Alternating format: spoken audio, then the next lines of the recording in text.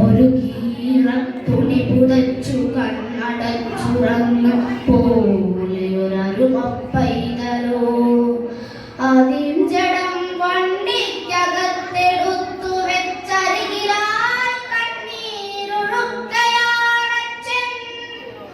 അവന്റെ തോളിലായി തല ചായ്ച്ചും ഏങ്ങലടിച്ചും വാടിയ തകരത്താളുപോലൊരുവൾ പേറ്റുനോവറിഞ്ഞവളല്ലോ കരൾ കടയുമ്പോൾ കരഞ്ഞിരിക്കുന്നു.